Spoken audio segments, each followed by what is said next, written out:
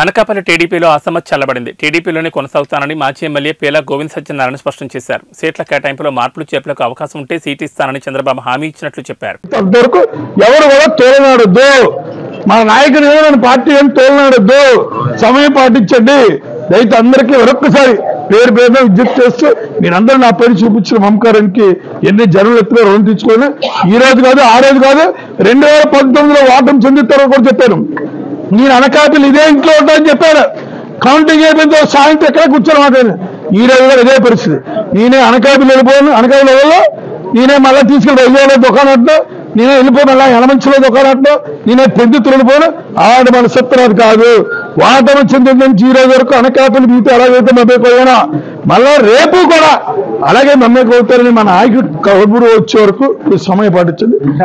సరే, ఇక్కడ ఇదే పార్టీలో ఇదే పార్టీలో, ఇదే ఇంట్లో, ఇదే కుటుంబంతో సీట్తో పర్లేదు. మనకి సీట్లు ఎన్ని దీన్ని ఊహించలేదు. ఎమ్మెల్యే అవుతాడు.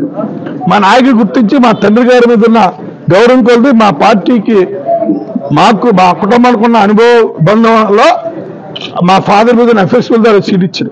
ఆ రోజు పేలుగొందేవారు అనకాపల్లిలో చంద్రబాబు నాయుడు. ఆ రోజు నాకు టికెట్ ఇస్తే చాలా మంది ధర్నాలు చేశారు.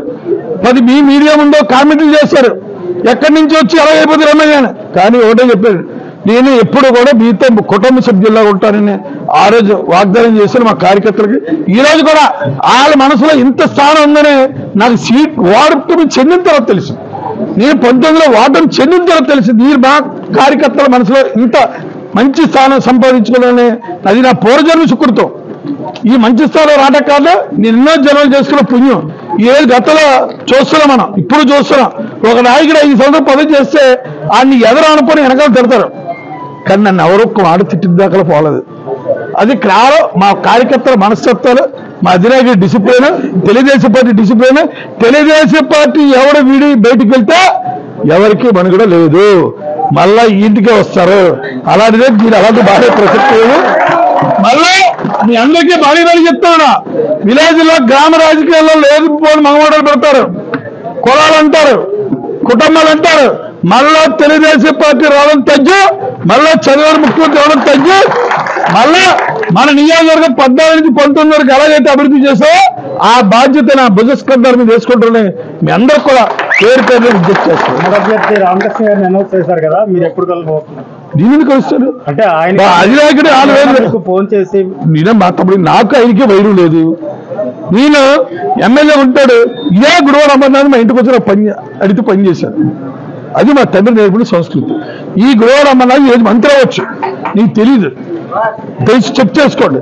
మా ఇంటికి వచ్చాడు ఆయన, పని గురించి వచ్చాడు, పని చేశాడు. రామకృష్ణ గారు మీకు ఆల్రెడీ ఫోన్ చేశామని చెప్పి మీకోసం ట్రై చేశారు, మీరు ఊర్లో లేరని చెప్పేసి అన్నారు. నేను ఊర్లో మరి విజయవాడ వెళ్ళాము నాయకుడి దగ్గరికి. రెండో విషయం, మా నాయకుడు 4 రోజులు ఓటో దగ్గరకు ఆగమన్నారు. నేను మా నాయకుడి బేస్ అవుతాను తప్ప నా సర్ప్రైజ్లకు సడన్ గా జెండా మార్చారు. జెండా పార్టీ ఇంకో జెండాలోకి వెళ్ళిపోరు. ఆ రోజు మా నాన్నగారు యాజ్ ఏ సర్పంచ్, 2వ సర్పంచ్ లో తెలుగుదేశం పార్టీ స్టార్టింగ్ డే నుంచి ఈ రోజు మా కుటుంబం అదే పార్టీలో కొనసాగుతుంది.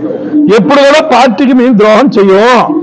పార్టీ ఏదైతే ఆదేశాలు జారీ చేస్తే ఆదేశాలకు అనుగుణంగా ఆ రోజు నందమూరి తారక రామారావు గారు, ఈ రోజు చంద్రబాబు గానే, రేపు రాబోయే రోజుల్లో మా యువనాయకు నారా లోకేష్ గాని వాళ్ళ నాయకత్వంలో సాగుతాం.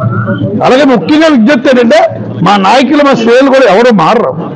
ఎందుకంటే మా నాయకులు 5 సంవత్సరాలు ఎన్ని కష్టాలు పడ్డారో చూశాను. నేను చాలా కష్టాలు పడ్డారు.